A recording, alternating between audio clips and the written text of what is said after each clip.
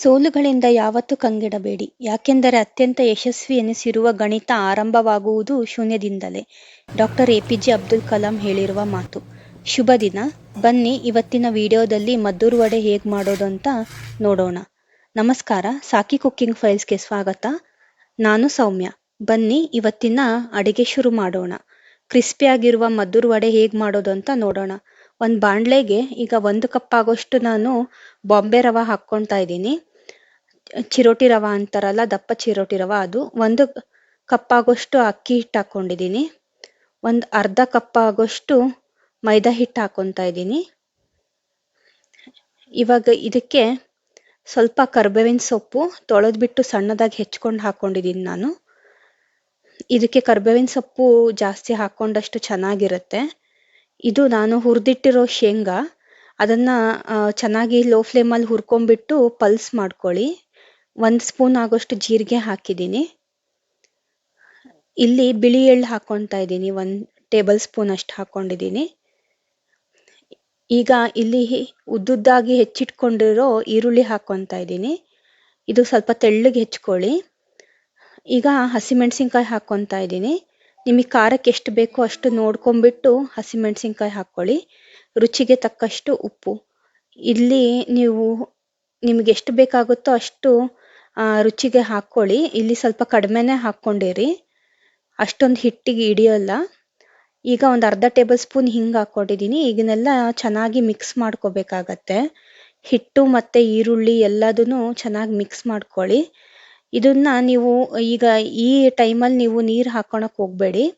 ಇದು ಚೆನ್ನಾಗಿ ಹಿಟ್ಟಲ್ಲಿ ಈರುಳ್ಳಿ ನೀರು ಬಿಡಬೇಕು, ಅಲ್ಲಿ ತನಕ ಕಿವುಚ್ಬಿಟ್ಟು ಚೆನ್ನಾಗಿ ಇದನ್ನು ನೀವು ಕಲಿಸ್ಕೋಬೇಕಾಗತ್ತೆ. ನೀವೆಷ್ಟು ಅದನ್ನು ಕಿವುಚ್ಬಿಟ್ಟು ಕಲಿಸ್ಕೊತೀರಲ್ಲ, ಆವಾಗ ಈರುಳ್ಳಿ ನೀರು ಬಿಡೋಕ್ಕೆ ಸ್ಟಾರ್ಟ್ ಆಗುತ್ತೆ. ನಿಮ್ಗೆ ಆವಾಗ ಹದ ಗೊತ್ತಾಗತ್ತೆ ಎಷ್ಟು ನೀರು ಹಾಕ್ಕೋಬೇಕಾಗತ್ತೆ ಅಂತ. ಈಗ ರವೆ ಅದು ಎಲ್ಲ ಹೊಂದ್ಕೋಬೇಕು ಚೆನ್ನಾಗಿ. ಉಪ್ಪು ಎಲ್ಲ ಪದಾರ್ಥಗಳು ಚೆನ್ನಾಗಿ ಹೊಂದಿಸ್ಕೊಳ್ಳಿ. ಈ ಥರ ನೋಡಿ, ನಾನು ಚಿಮುಕ್ಸ್ಕೊತಾನೆ ಸ್ವಲ್ಪನೇ ಕಲಿಸ್ಕೊತೀನಿ, ಒಂದೇ ಸತಿಗೆ ಎಲ್ಲದನ್ನು ಕಲಿಸ್ಕೊಳಲ್ಲ. ಒಂದು ಅರ್ಧ ಭಾಗದಷ್ಟು ನಾನೀಗ ನೀರು ಚಿಮುಕ್ಸ್ಕೊಂಡು ಕಲಿಸ್ಕೊಂಡಿದ್ದೀನಿ. ಈಗ ನೋಡಿ, ಈ ಥರನೇ ನೀರು ಚಿಮುಕ್ಸ್ಬೇಕು ಅಷ್ಟೇ. ಯಾಕಂದರೆ ನೀವು ಜಾಸ್ತಿ ನೀರು ಹಾಕ್ಕೊಂಡು ಕಲಿಸ್ಕೊಂಡ್ರಿ ಅಂದರೆ ಮದ್ದೂರು ವಡೆ ಹಿಟ್ಟು ತೆಳ್ಳಗಾಗ್ಬಿಡುತ್ತೆ, ವಡೆ ತಟ್ಟಕ್ಕೆ ಬರೋದಿಲ್ಲ. ಈಗ ನೋಡಿ, ಈ ಥರ ನೀವು ಕೈಯಲ್ಲಿ ಹಿಂಗೆ ಇದು ಮಾಡಿದ್ರೆ ಬಾಲ್ ಥರ ಬರಬೇಕು, ಉಂಡೆ ಥರ ಆಗಬೇಕದು ಚೆನ್ನಾಗಿ. ಈ ಥರ ಚೆನ್ನಾಗಿ ಕೈಯಲ್ಲೇ ನಾದ್ಕೊಂಡು ನೀವು ಉಂಡೆ ಮಾಡ್ಕೋಬೇಕಾಗತ್ತೆ. 1 ನಿಂಬೆಹಣ್ಣು ಗಾತ್ರದಷ್ಟು ಉಂಡೆ ಒಂದು ಮದ್ದೂರು ವಡೆಗೆ ಸಾಕಾಗತ್ತೆ. ನಾನು ಈ ಥರ ಮಾಡ್ಕೊಂಡ್ಬಿಟ್ಟು ಎಲ್ಲದನ್ನು ಮಾಡ್ಕೊಂಡು ಇಟ್ಕೊತಾ ಇದ್ದೀನಿ. ಇದು ಒಂದೇ ಸತಿಗೆ ಎಲ್ಲದನ್ನು ಕಲಿಸ್ಕೊಳಕ್ಕೆ ಹೋಗಬೇಡಿ. ನಾವು ಎಷ್ಟೆಷ್ಟು ಬೇಕೋ ಅಷ್ಟೆಷ್ಟು ಕಲಿಸ್ಕೊಂಡು ಉಂಡೆ ರೆಡಿ ಮಾಡಿ ಇಟ್ಕೊಂಡು ತಟ್ಕೋಬೋದಾಗತ್ತೆ. ನೋಡಿ, ಇವಾಗ ನಾನು ಎಲ್ಲದನ್ನು ರೆಡಿ ಮಾಡಿ ಇಟ್ಕೊಂಡಿದ್ದೀನಿ. ಈಗ ನಾನು ಮದ್ದೂರು ವಡೆಗೆ ಬೇಕಾಗಿರೋಂಥ ಚಟ್ನಿ ಮಾಡ್ಕೊತಾ ಇದ್ದೀನಿ. ಈಗ ಒಂದು ಜಾರಿಗೆ 1 ಕಪ್ ಆಗೋಷ್ಟು ತೆಂಗಿನ ತುರಿ, ಅರ್ಧ ಕಪ್ ಆಗೋಷ್ಟು ಹುರಿಗಡಲೆ, 1-2 ಪೀಸಷ್ಟು ಶುಂಠಿ ಹಾಕ್ಕೊತಾ ಇದ್ದೀನಿ. ಒಂದು 5ರಿಂದ 6 ಎಸಳು ಕರಿಬೇವಿನ ಸೊಪ್ಪು, ರುಚಿಗೆ ತಕ್ಕಷ್ಟು ಉಪ್ಪು, ಹಸಿಮೆಣಸಿನ್ಕಾಯಿ. ನಿಮಗೆ ಖಾರಕ್ಕೆ ಎಷ್ಟು ಬೇಕೋ ಅಷ್ಟು ಹಸಿಮೆಣಸಿನ್ಕಾಯಿ ಹಾಕ್ಕೊಳ್ಳಿ. ಈಗ ನೋಡಿ, ಇದೆಲ್ಲ ಚಟ್ನಿಗೆ ಹಾಕಿದ್ದೀನಿ ನಾನು. ಇದನ್ನು ಫಸ್ಟು ಪೌಡ್ರ್ ಮಾಡ್ಕೊಳ್ಳಿ ಎಲ್ಲ ಚೆನ್ನಾಗಿ. ಹುರ್ಗಡ್ಲೆ ಕಾಯಿ ಎಲ್ಲದನ್ನು ಪೌಡರ್ ಮಾಡಿಕೊಂಡು ಸ್ವಲ್ಪನೇ ನೀರು ಹಾಕ್ಕೊಂಬಿಟ್ಟು ನಾವು ಗಟ್ಟಿ ಚಟ್ನಿನ ಇಲ್ಲಿ ತಯಾರು ಮಾಡ್ಕೋಬೇಕಾಗತ್ತೆ. ಒಂದೇ ಸತಿಗೆ ನೀರು ಹಾಕ್ಕೊಂಬಿಟ್ಟು ತೆಳ್ಳಗೆ ಮಾಡ್ಕೋಬೇಡಿ, ಚೆನ್ನಾಗಾಗಲ್ಲ. ಮದ್ದೂರು ವಡೆಗೆ ಗಟ್ಟಿ ಚಟ್ನಿ ಇದ್ದರೆ ಚೆನ್ನಾಗಾಗತ್ತೆ.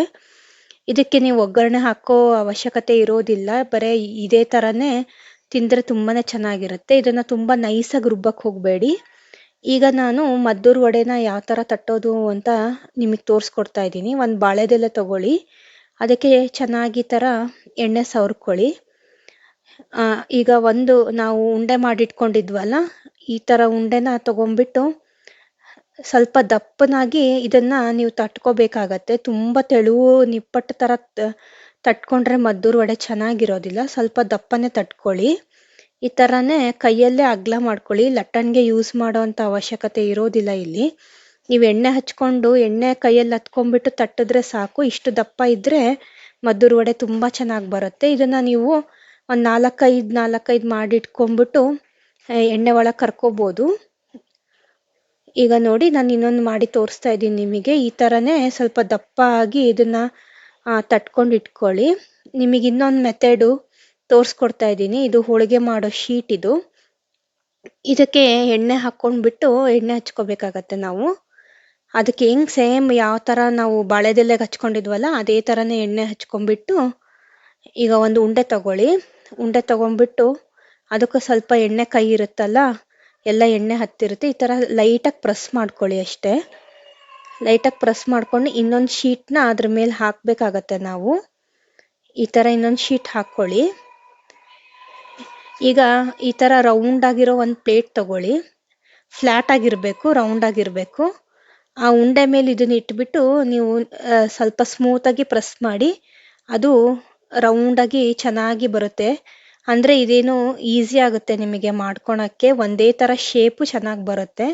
ನೀವು ನೋಡ್ಕೊಳ್ಳಿ, ಅದು ತೆಗ್ದಾದ್ಮೇಲೆ ದಪ್ಪ ಇತ್ತು ಅಂದರೆ ಸ್ವಲ್ಪ ಎರ್ಜಸ್ ಎಲ್ಲ ನೀವು ಪ್ರೆಸ್ ಮಾಡಿಕೊಂಡು ನೋಡ್ಕೊಳ್ಳಿ. ಈಗೆಲ್ಲ ರೆಡಿ ಮಾಡಿ ಇಟ್ಕೊಂಡಿದ್ದೀನಿ ನಾನು. ಎಣ್ಣೆ ಕಾಯಕ್ಕೆ ಇಟ್ಕೊತಾ ಇದ್ದೀನಿ. ಇದನ್ನು ತುಂಬ ಹೈ ಫ್ಲೇಮಲ್ಲಿ ಇಟ್ಬಿಟ್ಟು ನೀವು ಕರಿಯಕ್ಕೆ ಹೋಗಬೇಡಿ. ಎಣ್ಣೆ ನಿಮಗೆ ಗೊತ್ತಾಗತ್ತೆ ಅಲ್ಲ, ಬಿಸಿಯಾಗಿ ಈ ಥರ ಹಾಕಿದ ತಕ್ಷಣ ಸಣ್ಣ ಸಣ್ಣ ಗುಳ್ಳೆ ಬರಬೇಕು ಫಸ್ಟು. ಆ ಥರ ನೀವು ಮದ್ದೂರು ವಡೆ ಎಣ್ಣೆ ಕಾಯಿಸ್ಕೋಬೇಕಾಗತ್ತೆ. ನಿಮಗೆ ನೋಡ್ಕೊಳ್ಳಿ, ನಿಮ್ಮ ಬಾಣಲೆಯಲ್ಲಿ ಎಷ್ಟು ಅಡ್ಜಸ್ಟ್ ಆಗುತ್ತೋ ಅಷ್ಟು ನೋಡ್ಕೊಂಬಿಟ್ಟು ಹಾಕ್ಕೊಳ್ಳಿ. ಫಸ್ಟ್ ಹಾಕಿದ ತಕ್ಷಣವೇ ನೀವು ಇದನ್ನು ಕದಲ್ಸಕ್ಕೆ ಹೋಗಬೇಡಿ. ನಿಧಾನಕ್ಕೇ ಇದನ್ನು ಫ್ರೈ ಮಾಡ್ಕೋಬೇಕಾಗತ್ತೆ. ಅದಾಗಿ ಅದು ಮೇಲೆ ಎದ್ದೇಳುತ್ತೆ. ಅಲ್ಲಿ ತನಕನೇ ನೀವು ಅದನ್ನು ಬಿಟ್ಬಿಡ್ಬೇಕಾಗತ್ತೆ. ಅದನ್ನು ನೀವು ಪ್ರೆಸ್ ಇದು ಮಾಡ್ಕೊಳಕ್ಕೆ ಹೋಗಬೇಡಿ. ಈಗ ನೋಡಿ, ನಿಧಾನಕ್ಕೆ ಇದು ಗೋಲ್ಡನ್ ಕಲರ್ ಬ್ರೌನ್ ಬರ್ತಾ ಇದೆ. ನಾನು ಇದನ್ನು ತಿರುವಾಕ್ತಾ ಇದ್ದೀನಿ. ಈ ಥರನೇ ಲೈಟ್ ಬ್ರೌನ್ ಆಗ್ತಿದ್ದಂಗೆ ಇದನ್ನು ಮೊಗಚಾಕ್ಬಿಟ್ಟು ನೀವು ಫ್ರೈ ಮಾಡ್ಕೋಬೇಕಾಗತ್ತೆ. ನಿಧಾನ ಉರಿಯೊಳಗೇ ಫ್ರೈ ಮಾಡ್ಕೊಳ್ಳಿ ಚೆನ್ನಾಗಿ. ಈಗ ನೋಡಿ, ಈ ಥರ ಲೈಟಾಗಿ ಗೋಲ್ಡನ್ ಕಲರ್ ಬರ್ತಾ ಇದೆ. ಅದು ಈರುಳ್ಳಿ ಎಲ್ಲ ಕ್ರಿಸ್ಪ್ ಆಗ್ತಾ ಇರುತ್ತೆ ಒಳಗೆ. ಆವಾಗ ನಿಧಾನಕ್ಕೆ ಬೇಯ್ತಾ ಇದೆ ಅಂತ ಅರ್ಥ ಅದು. ನೋಡಿ, ಈಗೆಲ್ಲ ಇದು ಸಣ್ಣ ಸಣ್ಣ ಗುಳ್ಳೆ ಎಲ್ಲ ಬರೋಕ್ಕೆ ಸ್ಟಾರ್ಟ್ ಆಗುತ್ತೆ. ಆವಾಗ ಮದ್ದೂರು ವಡೆ ಚೆನ್ನಾಗೇ ಫ್ರೈ ಆಗ್ತಿದೆ ಅಂತ ಅರ್ಥ. ಇಲ್ಲಿ ಮದ್ದೂರು ವಡೆ ಹೇಗೆ ಹೆಸರು ಬಂತು ಅಂತ ಹೇಳ್ತೀನಿ ನಿಮಗೆ. 1917ರಲ್ಲಿ ರಾಮಚಂದ್ರ ಬುದಯ ಅನ್ನೋರು ಮದ್ದೂರು ರೈಲ್ವೆ ಸ್ಟೇಷನಲ್ಲಿ ಅವರು ಹೋಟ್ಲನ್ನ ಸ್ಟಾರ್ಟ್ ಮಾಡಿದ್ರು. ಒಂದು ದಿನ ಅವರಿಗೆ ತುಂಬಾನೇ ಕೆಲಸ ಇತ್ತು. ಆವಾಗ ಕ್ವಿಕ್ಕಾಗಿ ಒಂದು ರೆಸಿಪಿ ಮಾಡೋಣ ಅಂತ ಅಂದು ಅವರು ಈ ಪಕೋಡ ಆಕಾರದಲ್ಲಿ ಇದನ್ನ ಮಾಡಿದ್ರು. ಅದನ್ನ ತಟ್ಬಿಟ್ಟು ವಡೆ ಥರ ಎಣ್ಣೆ ಒಳಗೆ ಫ್ರೈ ಮಾಡಿ ಜನರಿಗೆ ಕೊಟ್ಟಿದ್ರು. ಅವಾಗ ಅದನ್ನು ತುಂಬ ಇಷ್ಟಪಟ್ಟು ಜನ ತಿಂದಿದ್ರಿಂದ ಇದಕ್ಕೆ ಮದ್ದೂರು ವಡೆ ಅಂತ ಹೆಸರು ಬಂತು. ಈಗ ನೋಡಿ, ಇದು ಗೋಲ್ಡನ್ ಕಲರ್ ಬ್ರೌನ್ ಆಗಿದೆ. ತುಂಬಾನೇ ಒಳ್ಳೆ ಕಲರ್ ಬಂದಿದೆ. ಇದು ತುಂಬ ಚೆನ್ನಾಗಿ ನೋಡಿ, ಈರುಳ್ಳಿ ಎಲ್ಲ ಚೆನ್ನಾಗಿ ಫ್ರೈ ಆಗಿದೆ. ಇದು ಎಣ್ಣೆ ಅಷ್ಟೊಂದು ಹೀರ್ಕೊಳೋದಿಲ್ಲ ನೋಡಿ. ಈಗೆಲ್ಲ ಫುಲ್ ಮೇಲ್ಗಡೆ ನೋಡಿದ್ರೆ ಫುಲ್ ಡ್ರೈ ಆಗಿದೆ ಮದ್ದೂರು ವಡೆದು. ನೀವು ಇದನ್ನ ಏನಿಲ್ಲ ಅಂದ್ರೂ ಒಂದು ವಾರ ತನಕ ಇಟ್ಕೊಂಡು ಸ್ಟೋರ್ ಮಾಡ್ಕೊಂಡು ತಿನ್ಬೋದು, ಚೆನ್ನಾಗಿ ಫ್ರೈ ಮಾಡಿದ್ರೆ. ನೋಡಿ, ನಿಮಗೆ ಕಲರ್ ತೋರಿಸ್ತಾ ಇದ್ದೀನಿ ನಾನು, ಎಷ್ಟು ಒಳ್ಳೆ ಬಣ್ಣ ಬಂದಿದೆ. ಇದನ್ನ ಟೀ ಕಾಫಿ ಜೊತೆಗಂತೂ ತುಂಬ ಒಳ್ಳೆ ಕಾಂಬಿನೇಷನ್ ಇದು. ನೀವು ಮಂಡ್ಯ ಮೈಸೂರು ಕಡೆ ನೀವು ಹೋಗ್ತಾ ಇದ್ರೆ ಮದ್ದೂರಲ್ಲಿ ಒಂದು ಸ್ಟಾಪ್ ಕೊಟ್ಟು ಈ ರೆಸಿಪಿ ನೀವು ಮಸ್ಟ್ ಆ್ಯಂಡ್ ಟ್ರೈ ಮಾಡಲೇಬೇಕಿದು, ತುಂಬ ಚೆನ್ನಾಗಿರುತ್ತೆ. ಈಗ ನೋಡಿ, ಇನ್ನೊಂದು ಬ್ಯಾಚ್ ನಿಮಗೆ ಕರೆದು ತೋರಿಸ್ತಾ ಇದ್ದೀನಿ.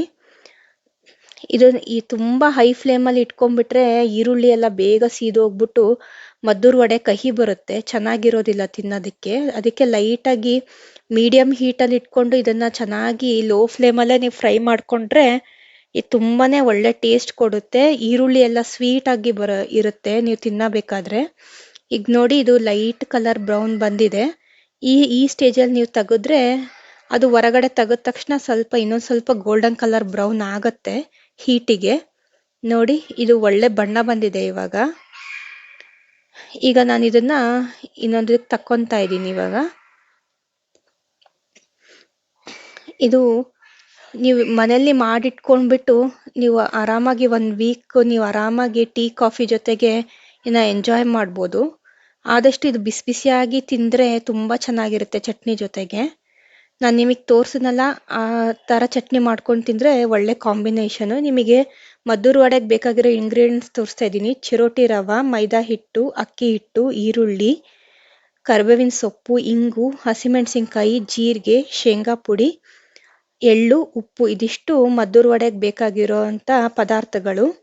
ಇದನ್ನ ನಾನು ಡಿಸ್ಕ್ರಿಪ್ಷನಲ್ಲಿ ಕೊಟ್ಟಿರ್ತೀನಿ, ಚೆಕ್ ಮಾಡ್ಕೊಳ್ಳಿ. ಇದು ಚಟ್ನಿಗೆ ಬೇಕಾಗಿರೋವಂಥ ಪದಾರ್ಥಗಳು: ಕಾಯಿ, ಹಸಿಮೆಣಸಿನ್ಕಾಯಿ, ಹುರಿಗಡಲೆ, ಕರಿಬೇವು, ಶುಂಠಿ, ಉಪ್ಪು. ಇದು ಚಟ್ನಿಗೆ ಬೇಕಾಗಿರೋವಂಥ ಪದಾರ್ಥಗಳಿದು. ಪ್ಲೀಸ್ ನಮ್ಮ ಚಾನಲ್ನ ನೀವು ಸಬ್ಸ್ಕ್ರೈಬ್ ಮಾಡ್ಕೊಳ್ಳಿ, ನಿಮ್ಮ ಫ್ರೆಂಡ್ಸ್ ಫ್ಯಾಮಿಲಿ ಜೊತೆಗೆ ಶೇರ್ ಮಾಡಿ, ಪ್ಲೀಸ್ ಲೈಕ್ ಮಾಡಿ. ನಿಮ್ಮ ರೆಸಿಪಿ ಟ್ರೈ ಮಾಡಿಬಿಟ್ಟು ಹೇಗಿದೆ ಅಂತ ಕಮೆಂಟ್ ಮಾಡಿ ತಿಳಿಸಿ. ಈಗ ನಾನು ನಿಮಗೆ ಸರ್ವ್ ಮಾಡಿ ತೋರಿಸ್ತಾ ಇದ್ದೀನಿ. ನೋಡಿ ಎಷ್ಟು ಕ್ರಿಸ್ಪಾಗಿ ಬಂದಿದೆ, ತುಂಬ ಒಳ್ಳೆ ಕಲರ್ ಕೂಡ ಬಂದಿದೆ. ಇದನ್ನು ನಾನು ಚಟ್ನಿ ಜೊತೆಗೆ ಸರ್ವ್ ಮಾಡ್ತಾ ಇದ್ದೀನಿ. ಇದನ್ನು ಬಿಸಿ ಬಿಸಿಯಾಗಿ ನೀವು ಟೀ ಕಾಫಿ ಜೊತೆಗೆ ಸವಿಬೋದು. ಈಗ ನೋಡಿ ಈ ಥರ ಕಲರ್ ಬಂದಿದೆ.